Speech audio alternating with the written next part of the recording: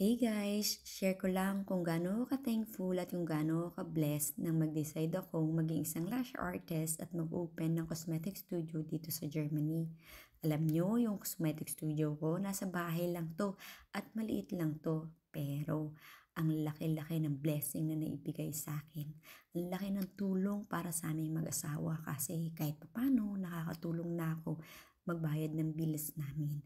At lalong-lalo na sa pamilya ko sa Pilipinas, ang laki talaga ng tulong kasi nakakatulong na ako ngayon sa mga kapatid ko, sa mga pamangkin ko at nasusuportahan ko na rin yung nanay ko. Alam nyo, ang liit lang yan pero super big thankful ako dahil dyan. Alam nyo guys, nung nag-umpisa ako, hindi ganun kadali. Siyempre, hindi naman kaagad boom itong cosmetic studio ko o yung pagiging isang lash artist ko.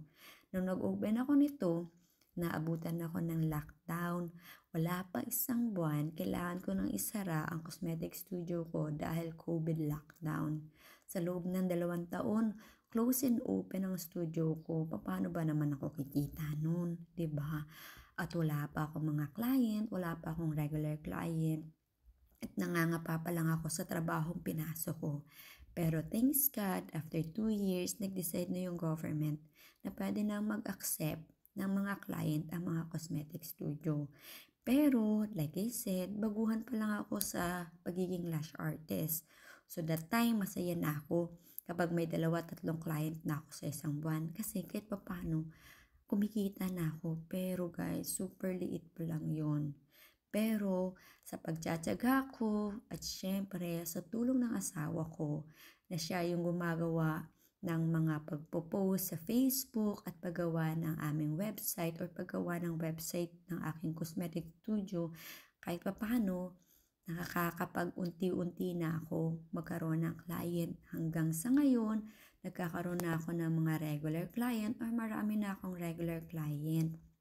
At like I said, ito lang yung trabaho ko dito, wala nang iba. Talagang nag-focus na ako sa pagiging lash artist. At ngayon, sa studio na to, hindi lang sa lash or pagkalalagay ng lash extension ang ginagawa ko. Meron na tayong waxing, meron na rin tayong permanent makeup, meron tayong facial, 'di ba?